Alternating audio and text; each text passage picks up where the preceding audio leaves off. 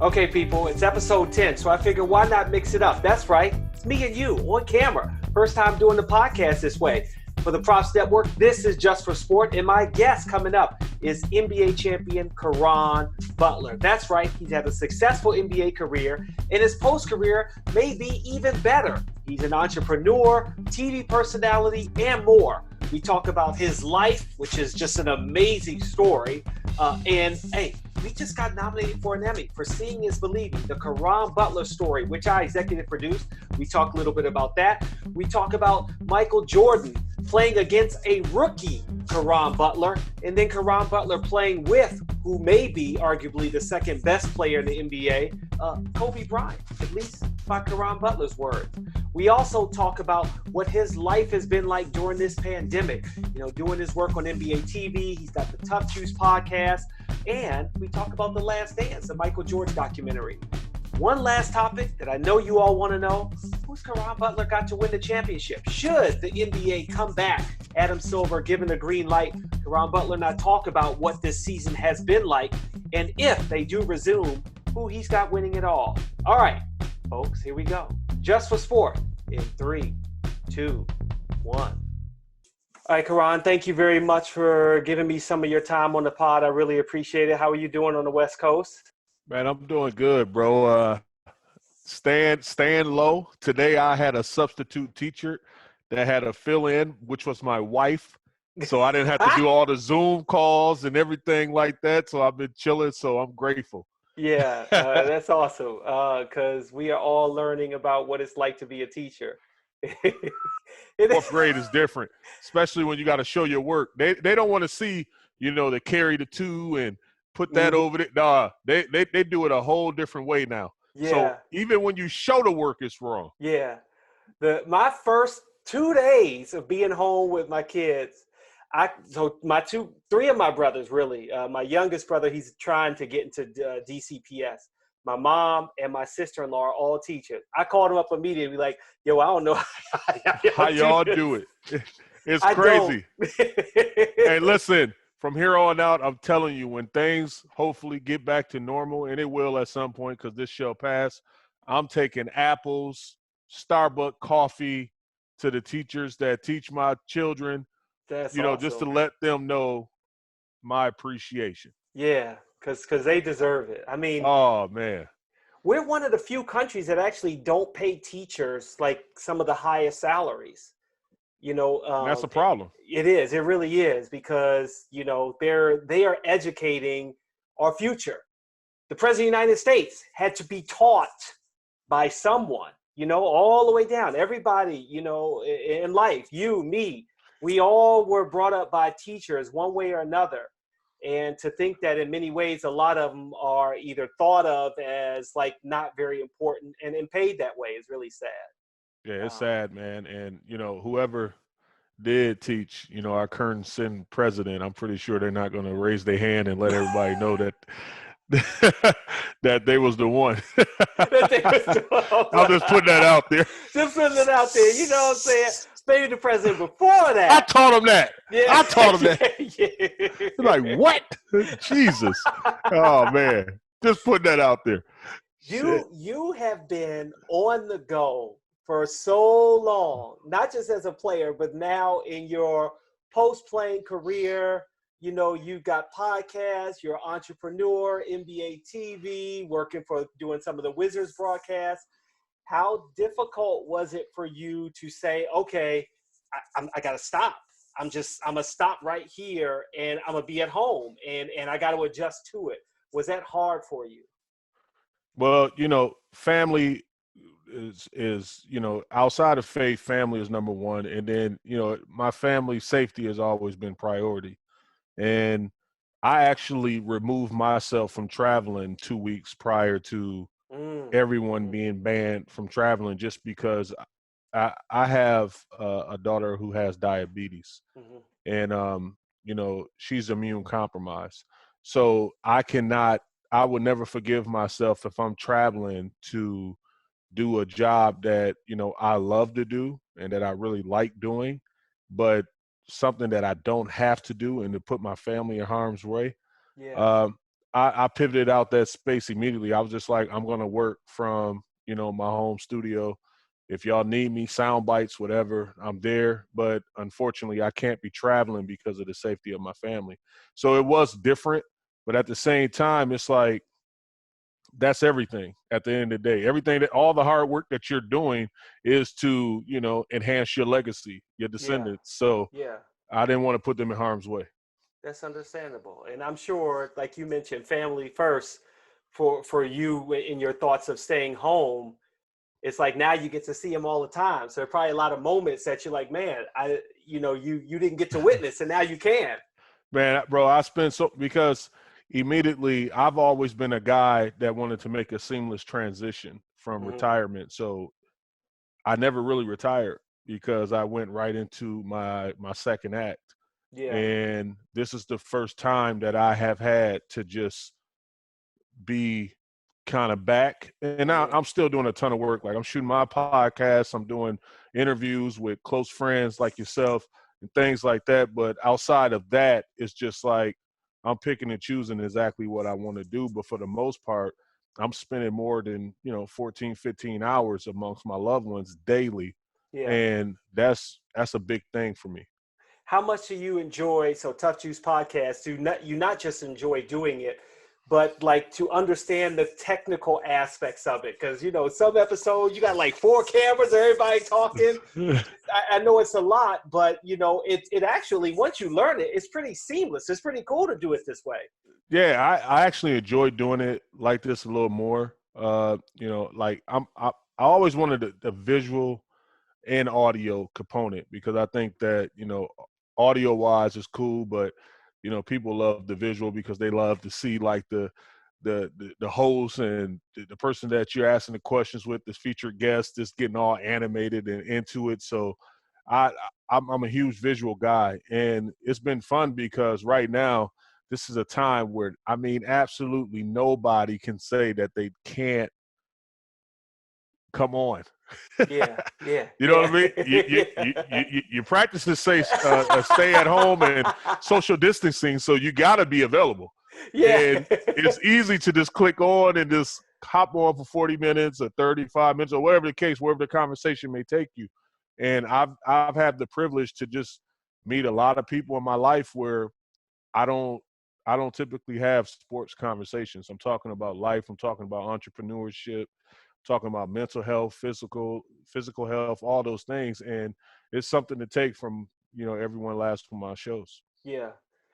You've had a wide range of guests on the show too. Luis Guzman, Jennifer Welter, uh, it's Dame Dash, CJ McCollum was another podcast that I really enjoyed listening to. How do you pick your guests? How do you decide what topic you want to discuss? Because you also had the topic you were discussing race when you Yeah. had Kyle Korver on. So you've really spanned a lot of topics that are not just topical because it's in the news, but stuff that I imagine you're inquisitive about as well. So the crazy thing is the way I choose my guests is I got a board. It's actually in the bedroom, and I have a list of very intriguing people that I have relationships with.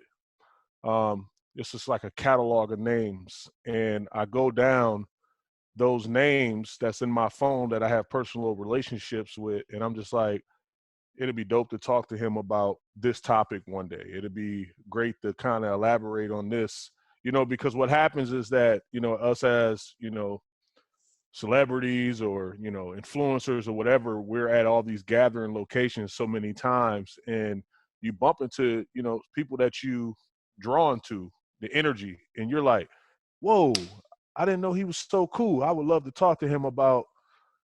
I never knew that about that person. Hmm. But you never get a chance to really elaborate on it just because, it's just in that moment. Yeah, So I yeah, always make mental notes and just like it'd be cool to talk to him about that one day. yeah. You know what I mean? Just to get his perspective and observation on it. And I got a list of guys, and that's what I do. I'll be like, yo, this who I'm talking to today. I call them up, and in the next 48 hours, we're gonna have the discussion, and then we put it out and let the world learn from it, and obviously it's very informative for me as well. Yeah. And I like that, your Rolodex is probably ridiculous, definitely ridiculous compared to mine, the number of people that stars, celebrities, athletes. But it's not just celebrities and athletes. Like, you are picking people that you find interesting, which is really good, which really makes it a better interview because it really is about the topic and that person. It really is, man. It's like right now people are worrying about, businesses, small businesses, big businesses, all those things. And, I had someone that I really wanted to bring on that had a wealth of knowledge in that space. And that was Ty Lopez, so he's going to be my next guest coming on next week. And he's talking about just the volatile market and where it's at right now and some of the things that, people can be doing, people that's living check to check or waiting on a check, or some people that have, extra capital to burn that, want to invest in and pivot in that space in some type of way. These are some of the things that, he knows that some of his friends and himself is doing, and he's giving observation from his perspective on what you possibly can be doing, and I think it's just an educational, lesson. And, we got so many more like special guests coming on. Like it's going to be crazy, and it's only just getting started. And I had like some great guests already, but it's just going to keep. It's Mark just going to keep. like the list. Yeah. Mark, Kerry Champion, Jamil Hill, like so many, man. And it's just going to keep getting better and better because the conversations that I'm having and what I'm being exposed to is just, it's changing daily, and I want to inform people that follow me. Mm-hmm. And, the other aspect of what you talk about transitioning, you never stop from when you were playing to now. You're also a business owner. Mm-hmm. What has it been like for you trying to adjust to that during this pandemic? You own franchises, you started new businesses in LA. How are you adjusting to that? And maybe if you could explain some of the decisions that you had to make sure that your employees are taken care of, but that you also are looking at the big picture with the business in the future. Well, the sad thing is that, we did a capital call with the Graduate Hotels, and we had one that was supposed to open on Storrs campus at UConn this past April. And we had to clearly pull the plug on that. So everything got shifted, so a lot of our workers have been sent on furloughs, unfortunately. With the grad hotels, with Juice Buds, guys are still busy for some reason, a great reason for us, but for some reason, I think that, takeout and delivery has been extremely popular right now. So we've been able to, distribute and give out a lot of orders. We do everything in-house at our kitchen. Spectrum News is doing a huge story on us. We also had various other smaller news networks do stories on us where they showed, our parameters in our kitchen, and people was intrigued by, the safety protocols that, some of our workers that was taking and then still shipping and delivering and arriving to you same day. So that's kind of been like our new niche. So business has actually been thriving a little better, for Juice Buds in that space. But, from the franchise space, we have a spot on Melrose. We're still doing takeout with Fallow Bar. And, in the mall, we shut down because the mall is shut down. Still activity in there. But, it's just one of those things, I'm a real estate owner as well, multiple properties back home in Wisconsin, where we know that if the individuals that are some of our attendants that's not in the essential field, we cut their rent in half. We've been, very consciously aware of that. I wouldn't want anyone to, worry about whether they was going to have shelter over their head or anything like that. So that's something that we've been very aware of as a family. I've enjoyed, speaking of family, looking at some of the videos. You're exercising in the morning, where, by the way, by the third video, you were sitting in the back of the chair for one of the videos. Tired, bro. Tired. But I give you credit. I don't remember which daughter it was at the moment. She hit a tennis ball over your house, and you ran through the house and got on the other side. Hey, I almost caught it. You did. I almost caught people. Hey, everybody was calling me like, yo, bro, yeah, you could have caught that. I said I had my house shoes on. And the This only wasn't a reason, fast break in no, my CVs, you know. no, man, I had my house shoes on, and I actually walked into it because she was just like, "I bet you can't do this," and I was like, "Do it," and my wife just pulled out her camera, and it just became a video, but it wasn't rehearsed or anything. We did it like 12 times too. Did you go? What? Bro, we kept doing it Wow. because I was like, all right, let me try again. I was sweating, Yeah. and I slept good that night, to say the That you, least. I bet you did. But I I bet almost got there. you Almost got it. did. You did. I got to give you credit for that one. That was really good. Um, to switch subjects to something that's really sad, as I kind of started it on this pandemic. This has probably been, would you say, the toughest NBA season to deal with the loss of David Stern, the commissioner when you were playing, the loss of Kobe Bryant, your teammate. You know, some argue that he may be the best player or one of the top three in the NBA, and then the pandemic to shut down the season. I heard you talk about it on several occasions, and including on your podcast with CJ McCollum. Is it maybe better to say, you know what, let's just stop this season and say, in the memory of them, let's maybe say, okay, we will not do this season because we're getting close to the point where really it's almost the off season, and you would start getting ready. If you were still playing today, you'd be getting ready for the next season. Yeah, I think that a lot of things have shifted, and this has been as you touched on, Jumoke, like this a horrific turn of events. You know, first the commissioner, uh, then my brother Kobe Bryant, passes, tragically with his daughter and 7 others, and it was just like one of those situations where, we was just mourning, and I think that, you know, live sports kept us engaged and helped the process. You Mm-hmm. know what I mean? It took our mind off the realities of the world and our situation. And we all was mourning together as a world, as a fraternity, the NBA. And when everything stopped again, it kind of just like, what now? Like, what next? Mm-hmm. And here we go again. And I think that now it's just been like so many turning events, and now you just want to get back to some sense of normal as fast as possible. And I do think that we're going to have a season. Mm. I really do. I do think we're going to have a season, and I do think that we're going to go straight to the playoffs. And unfortunately, the season that some of the teams that's sitting on the outside looking in, or one game out or whatever, unfortunately, because of unprecedented times, it might just go straight to, playoff basketball. Mm-hmm. However, I think that safety is the number one thing, but it's a lot of things to take in consideration. When you see Kevin Durant, when you see Chris Paul, Steph Curry, Russell Westbrook, James Harden, LeBron James, those type of figures and names, the superstar, the real needle movers of the association, Giannis, Mm-hmm. they meet up and they say that, what, via phone call, get this word out to Adam that we want to play basketball.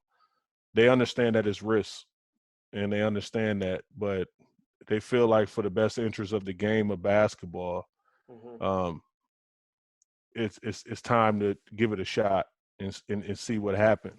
And I think that it's going to be trial and error. I think it's going to be a lot of things out there, but the NBA is a business, and our business was suffering from viewership prior to any of this. Mm-hmm. And now people are watching something that happened 25, 30 years ago with The Last Dance, and viewership is through the roof. So imagine what live entertainment would do right now. And I think that the players see a void and a chance for us. It's risk, Mm-hmm. but it's definitely a chance to, capitalize on live entertainment space right now. And, guys are trying to figure out if there's a way to actually perform and be productive, they're going to possibly do it. If they're going to possibly do it, and they're in their homes right now playing basketball or maybe going to a private gym, how long do you think you need to train to be ready to play again? And then, as you mentioned, Now we're not saying, okay, we'll start the season. We got like 10 games, 15 games, and then we'll do the playoffs. No, you're in the playoffs immediately and probably in the shortened playoffs, right? Like maybe a Yeah. best of 3, maybe the finals will be best of 5. But, you've got to get your body ready for that. So are we talking a month from now before you would even think of, okay, let's have the playoffs? Or realistically, the players are probably in their mind getting ready now for, okay, we'll be ready in a week. We're ready to go. It's almost, I think you can put it in the terms of the closest thing I seen to it was 2011's 2012 start to the season with the lockout. Mm-hmm. I'll never forget, we was locked down and we was just training at Grover's until first week of December, and then like December 8th or 9th or something like that, it was like, all right, lockout lifted. Free agency, they gave us like 3 days. And then we went, you know what I'm saying? And then we went right into the season. So it was just like, whoa. And then like we're playing basketball. Mm-hmm. So I think it's gonna be one of those situations that, like, think about it.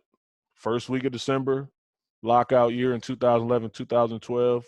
I was playing a couple days for Christmas on national television with the Clippers. So it's going to be one of those things. And one of my biggest concerns outside of, people, being safe with the COVID and the virus being out there is that, once you just, you're relaxed and you're chilling and then you're trying to ramp up, you have complications even when you have access to a gym. Yeah. So now you have to do pretty much, cardio stuff amongst your house or the confines of your house, and you're not able to play one-on-one basketball, all that stuff. So I think it's going to be a lot of injuries. I think it's going to be a lot of injuries, but I think that the players are understanding, and I think the 15th is the first paycheck that I think 25 or 30% of the payroll is kind of deducted. So this is the first time that players will be losing money. Players will lose $1 billion. Like BRI is going to be affected. The cap rate is shifted. All these things. So it's just like you got to do something or try to do something in order to, save as much value for the game and for your contracts that you possibly can. Okay, here's a curveball because I want to move on. I want to get to Last Dance, but there's something I wanted to ask you as a player. There's trash talking going on in the game. Now, you may not be mic'd, but if you're playing without fans, I guess you can maybe pump music all the time. If you have on-camera mics, you almost have to be quiet because I just don't see a network, even if you put a delay on it, being able to keep delaying if there's cursing or giving away a secret or a ref talking to a player about a foul. There's so many things that probably the NBA wouldn't necessarily want out there that would become out there just because the gym is empty and quiet. There's going to be a lot of things that's going to be non-conventional, but the one thing that's going to be the ultimate carrot, because people are going to have to get past or possibly not hearing. And I heard like having a simulation where you have the crowd and all that stuff, but I think people just got to get past the fact that you're probably not going to hear sound or anything like that, but you're just going to, see a live game with possibly no tape delay. And let's face it, you see it with what is it? Korean baseball. You see it right now. I watched the game, and I'm not a huge baseball fan, but I have been to a baseball game before, and I didn't notice the difference. I was watching, and I was just like, I'm just happy to see something live. Yeah. And I think that fans are going to be like, I don't care if they play at wherever, as long as they playing and they compete, it's something fresh, it's new content. Let's check it out. Yeah, I watched tennis with one camera along with baseball, but watched tennis with one camera that wasn't even really high enough. You could barely see the player on the other end of the court, but it was like, okay, this is how the new norm. Man, bro, we watching horse racing. We are and virtual horse racing too. Yeah, that's what I'm saying. You watch it, you like, man, give me some, give me anything. You know what I'm saying? Something. Speaking of Give Me Anything, ESPN maybe have given us the best documentary ever. I love their 30 for 30s, but I don't know if anything can beat The Last Dance. There are some things that I'm critical of, but overall I've really enjoyed it. What have you enjoyed the most out of watching this documentary? So I've been a huge fan of Michael Jordan's Chicago Bulls. I grew up in Racine, Wisconsin, just north of Chicago, and that was my team. Uh, um, I knew pretty much everything. And back in 2002, at the rookie transition, the NBA Vault had shown us the same clip and trailer and everything y'all seeing right now. At NBA transition, they was like, look, this the documentary. And it was put on ice for 20-some years. They showed us this. Everything y'all watching, they showed us. So I was like, yo, like back in 2002, I'm like, yo, this is crazy. And then they was like, Michael don't want it to come out. It's not coming out. I was like, what? I was like, yo, you got to show this. Like Michael Jordan cussing, smoking cigars. I was like, yo, this is crazy. Yeah. But, you know what? I look at and I think that the story of Craig Hodges and his importance to the Chicago runs, I'm disappointed that he's not being shown more. Mm-hmm. You know what I mean? And I also, because the editing was done, I know, strategically by Michael Jordan. And, you know, Andrew Thompson did an excellent job producing the doc. That's my guy. I love him. But I feel like, you know, Scottie Pippen comes out of this doc looking extremely bad.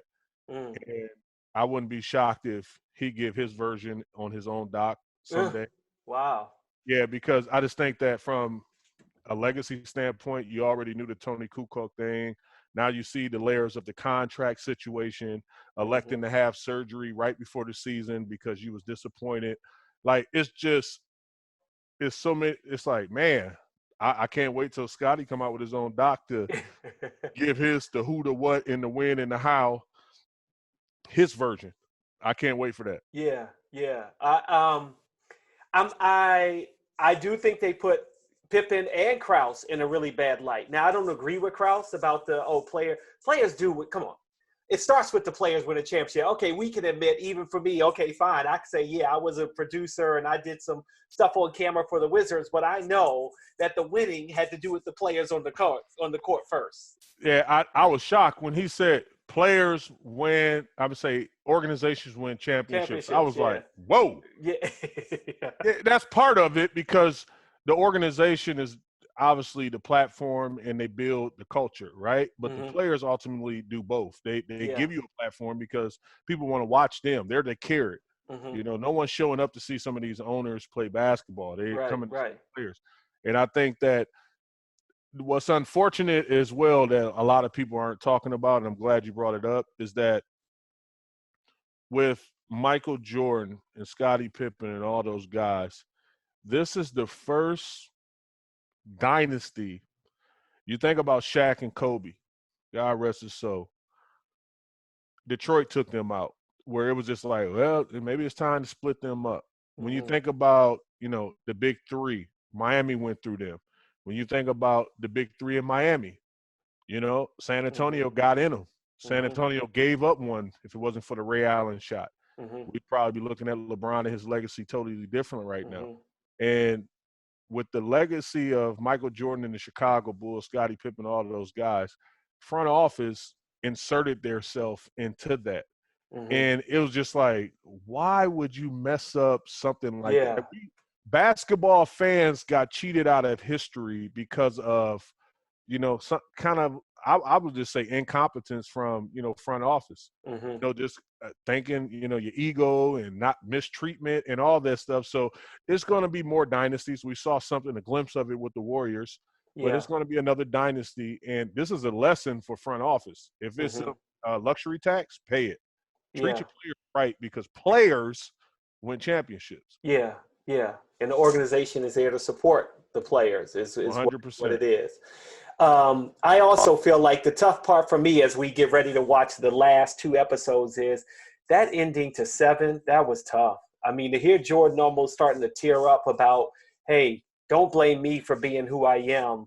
You know, I didn't like how he said, hey, you don't like me because you maybe didn't win anything. I didn't like that comment. But that was like, to me, that was the best ending. Just be like, I'm done. I can't even talk anymore because I am getting emotional at the thought of people not understanding me as a player and what I did to get here.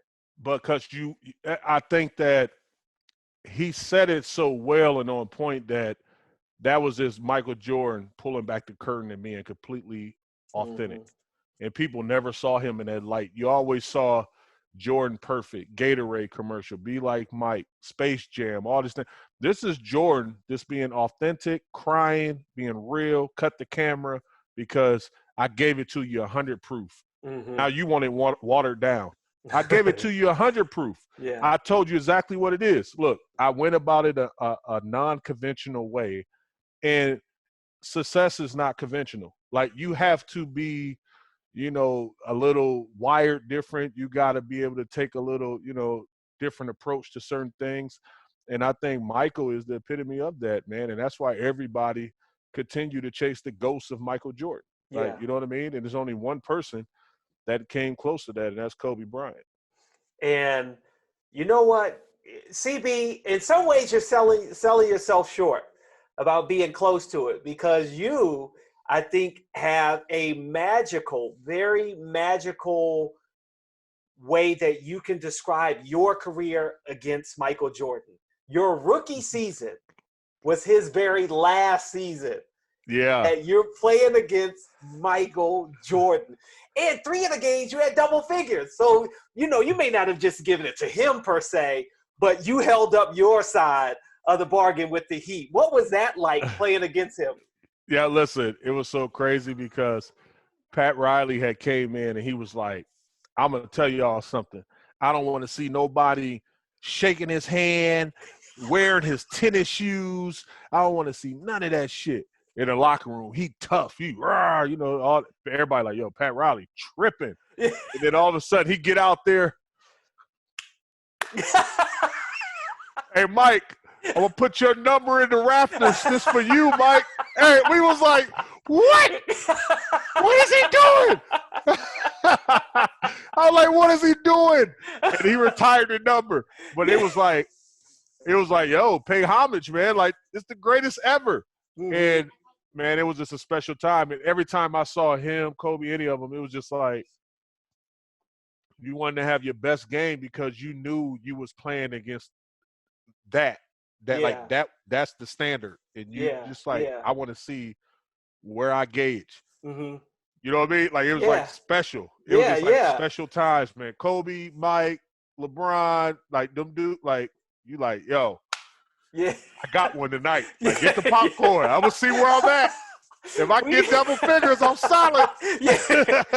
We had a debate because we were like, yo, if you're LeBradford Smith, are you like mad that he killed you back at home the next night? Or you're like, yo, I got him at least one game. Yeah, I got one in off. Chicago, right? Yeah.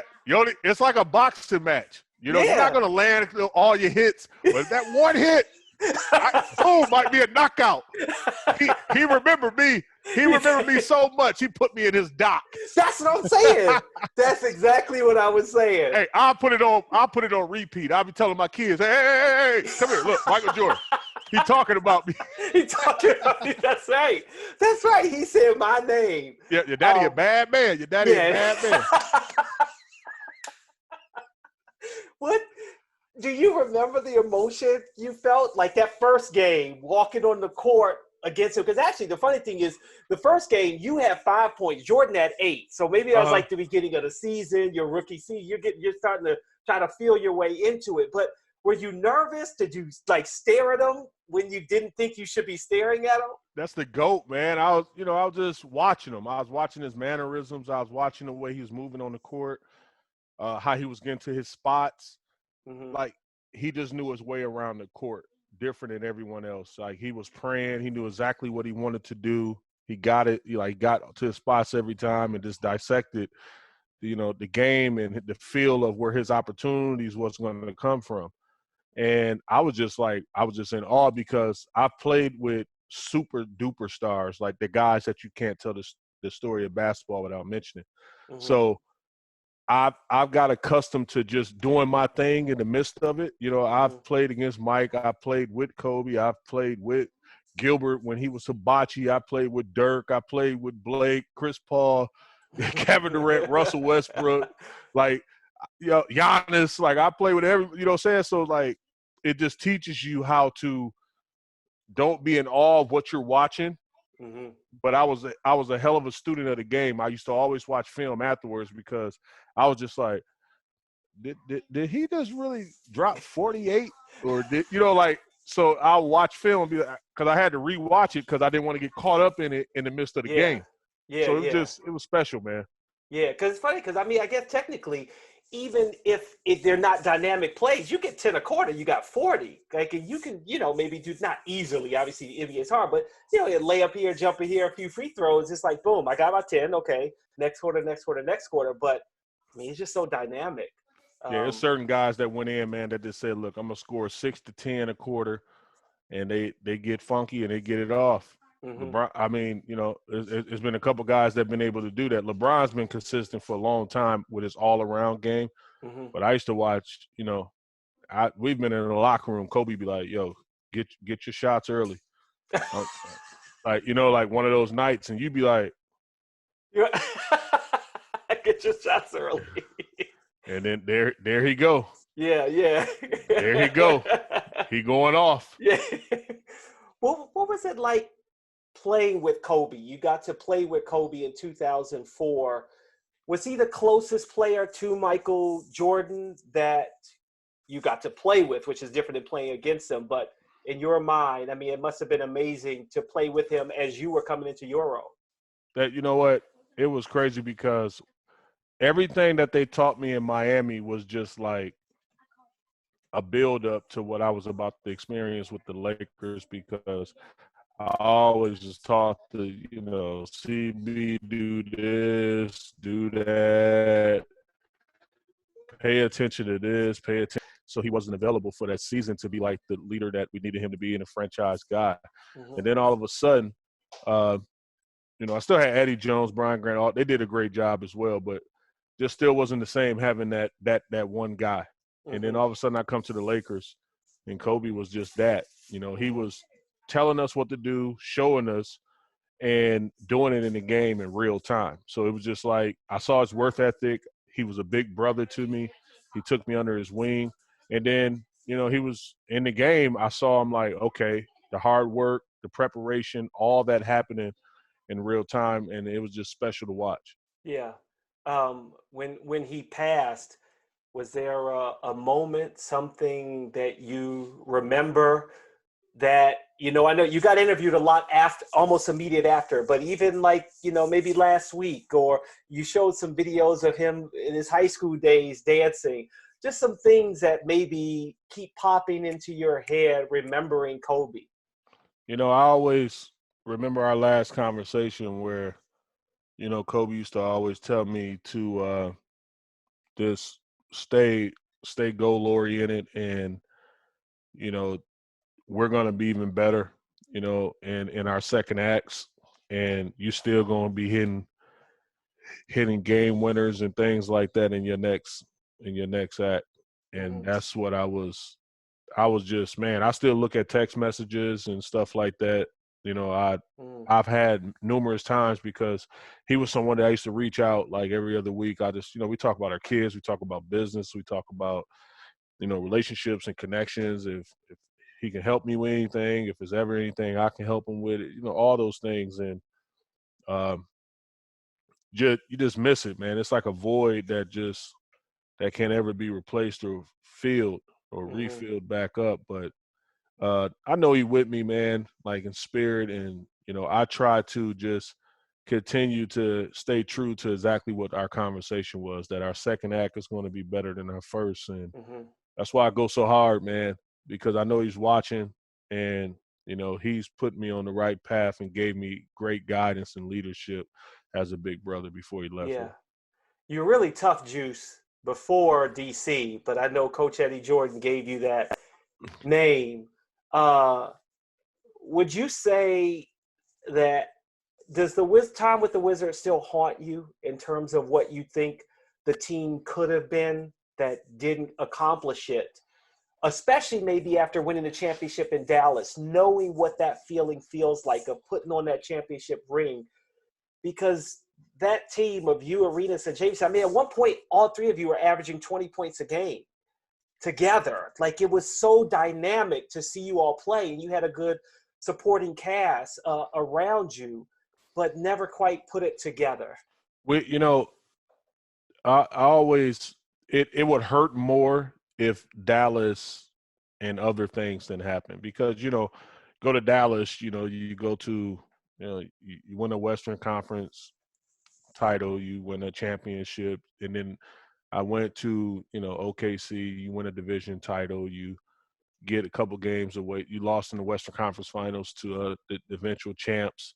Mm-hmm. Uh, you win other division titles with the Clippers and stuff like you have success other places. So if I never had success anywhere else, I would just be devastated. But I think that the experience in Washington prepared me, and I think everybody, just for life and also for wherever the next journey or the next stop was going to be, because you had so much talent. And what happened is that we never bought into the idea or the concept that less is more. Mm. And immediately when I went to Dallas, it was like when I came, Sean Marion was like, "I'll come off the bench, or he could start, or whatever." Like it just immediately, like it was just, let's win a championship. We all got our money. Everybody got Mm-hmm. paid before. Like it's about winning. Like don't nobody care like about points. Like it like certain things just wasn't glorified. Like if you scored a ton of points and we didn't win, nobody cared. Mm-hmm. You know what I mean? So Yeah. it's just the environment, the energy was just different. So you bought into that culture immediately because it was just like all I want to do is win. You know Yeah. what I'm saying? Yeah. So Yeah. so fast forward after the Dallas experience, it helped me because Washington was one thing where I was just like, I gotta score, I gotta show my value, I gotta be that third option, that second option, sometimes even the first option. I like Gilbert got hurt, gotta be the first. Like you just like I gotta be there, I gotta be consistent night in and night out, no matter what. I gotta put up these numbers. And then when you go to Dallas, that experience helped me. So when I went to the Clippers, it was just like, man, only thing matters is winning. Extra Mm-hmm. pass, all this stuff. And then I was the vet talking to the young guys where, Mm. Blake Griffin cared about making sure that he was the superstar. Chris Paul wanted everybody to know he was the superstar and his leadership, and this was kind of his team, So it was like now you've seen it from a different observation. Yeah. And but it helped me. It really did. It helped me, and I'm glad I grew from that experience. Yeah. Where's your ring? Do you wear it It's in my often? safe. No, I Yeah. don't wear it often. I wear it like in the summer sometime, like certain events. Like if we have like a golf outing or something, Yeah. I'll wear it. Yeah, bragging rights, stuff like That's man, those are serious bragging rights. that. And Yeah. speaking of bragging rights, congratulations to you and to me as well that we got nominated for an Emmy for Seeing is You the Believing. man. Yeah. You the man, brother. You the man, brother. Hey man, Hey, this it is was this your is story. major. It Hey, was your it's story. hey bro, you know, let me tell you, you guys had a vision, and all I had to do was just put my guard down and let y'all vision happen. And y'all did a remarkable job at, you know, covering everything, going back to Racine, coming out here to Los Angeles. Uh, I would not have been more comfortable with anybody else doing that, Mm. because of our history. I was just like, go, like, what you need, like, go ahead. Yeah. So Yeah. it was just, it was powerful, bro. And I hope that it's an honor to be nominated, but I hope we win this thing, man, Right. because a lot went into it and we deserve it. We made the playoffs. Now we got to hopefully win that Made the championship. We playoffs, man. hoist hosted that Yeah. statuette. That's big, bro. That's big. Salute. what what what do you remember most about, maybe not the experience of doing a documentary, because you also have a book about your life too, but I feel like you have one of the better stories of anybody in the NBA because it's lasted so long. People still talk about your story and how it can help kind of motivate other young men out there. And now you got Mark Wahlberg, who is going to turn it into a movie. And I know you Yeah. may have to stop down, but that was leading me into what's the next step for telling the Tough Juice story.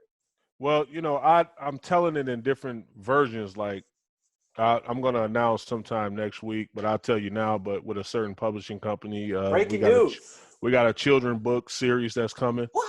Yeah, like where we're just telling the story from a different observation. Like with Tough Juice, we talked about, the journey from all of a sudden I'm selling drugs and I had a paper out. I did this. I did Detective Geller, but now we're gonna go into like the beginning of the trauma where like a lot of kids, experience, Mm-hmm. from the age of 4 to 11 years old, where there's so much happening and going on. So I'm going to talk about those stories. I'm going to talk about some of the characters that was in my life, some of my friends that wasn't as fortunate as I am, and they're no longer, here amongst us on earth. You know what I Mm-hmm. mean? So it's just it's been pretty dope to be able to tell that story. But I think that the reason why it's so fulfilling for a lot of people, for me, is because people love success stories. People love people that go through adversity and find a way to find themselves out of the woods, and that's exactly what happened.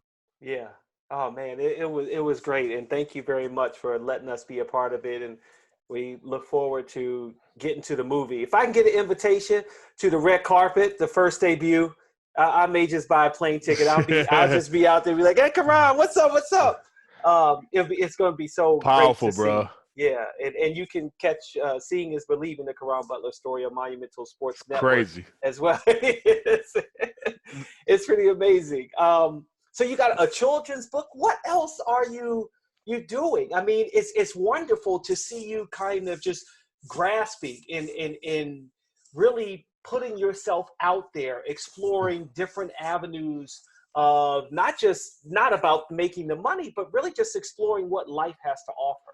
It's crazy because I serve on the board at the Vera Institute, Mass Incarceration, and I visit correctional facilities all the time. And the reason why the children books in the series had came along is because when I was going to these correctional facilities, so many of the adults was like, man, if some of the stories were just not so black and white and so like, the Snow Whites and the Seven Doors, like the Mm-hmm, observation of these stories got to be different. They got to be mm-hmm, talking about what we going through right now and the cause and effect in real time.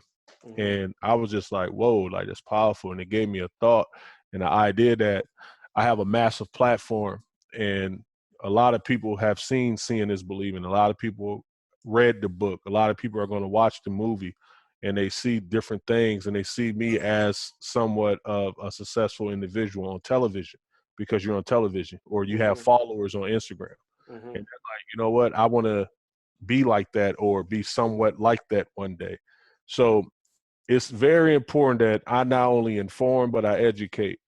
Mm-hmm. And with my platform, I just want to educate as much as possible. And this is a great opportunity for me I love creating content. So this is an opportunity for me to create something, give it back. And that's a way for me for uplifting some of these kids out here that's looking for direction, that may lack a role model or leadership or some guidance. And this is the way of me just giving back. Mm-hmm. That's wonderful. Thank you so much. I mean, even back to the when we used to do the 3D awards back in the day, Yeah. and I go and visit with the kids who won, and they were just so excited, like, "Oh my gosh, Karan Butler!" Like it was just, you Bro, like you said. that's powerful though, but that's what happens like with a lot of I think players. Like and I think you can't you have to understand this that the roar of the crowd is not for you, it's for what you can do. And when Mm-hmm, you can't do it no more, they'll be cheering for somebody else. So mm-hmm, how do you separate yourself from everyone else? How do you have real impact? Because you're going to make millions of dollars playing the game of basketball or somewhat of, a lot of money. And you should be all right if you invest wisely and do proper things. But man, the biggest form of giving back is just like inspiring. You know what I mean? yeah, And I yeah, think that's the wave, man. It's like these kids need to be inspired and they're turning on they picking up these devices, they going to computers, they watching people that they're moved by and that they see on mm-hmm, television and all these things. So why not give them something like, huh, mm-hmm, this is my experience and I know this will help you. No matter what walk of life you come from, I yeah, know this will help you. So yeah. check it out. And It is. organizations may not help a team win championship the same way. But I got to give a shout out to the VP of Community Relations, Sashia Jones, That's because my girl. she has been so integral, I'm sure, in many ways to helping you. The fact that she helped John and Brad today and helping them understand the importance of what they should be doing to help teach people and give back in the community.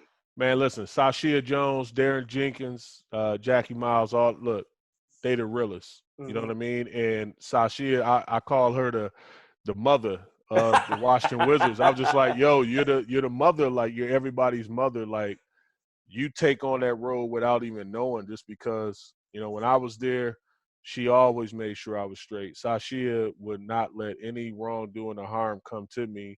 And she always was like this, a big sister, just guiding me. You know what I'm saying? So she's been like that for everybody that came through there. Now she's, you know, guiding John. She's helping Brad. She's helping anybody that want to be helped and also who don't want to be helped. She's just going out her way above and beyond to help. And, you know, it's good to have people like that, you know, with an organization. A couple of things to end with. I love seeing you with the straws. I imagine no more straws, no more Mountain Dews for you. You know, for anybody who's watching and don't know that CB used to always keep a straw in his mouth when he was playing, even so much so that the league had to ban it, had to ban the straws. I'm still tripping on that. My straws got banned. I was upset about that. But at the same time, I'll never forget, you know, one of the best owners ever in the history of all sports, Mark Cuban, came and said, do you need those straws to play well? Because I had 2 bad games in a row, and I was like, man, my nerves. I was like, something ain't right. He said, do you need those straws to play well? I said, yes. He's like, chew the straws. Yeah. Don't worry about the fine. Chew the straws. And that's what I did. I chewed the hell out the straws, man. I was like, back to the straws we go, baby. If you're a betting man, last question. If you're a betting man and the NBA does come back, best team to win the NBA championship, who's going to take it? So this is crazy. I think this is a long but correct answer. Look, I think that with momentum, a lot of things got to happen, like momentum. And then when that energy is disturbed, it messes up a lot.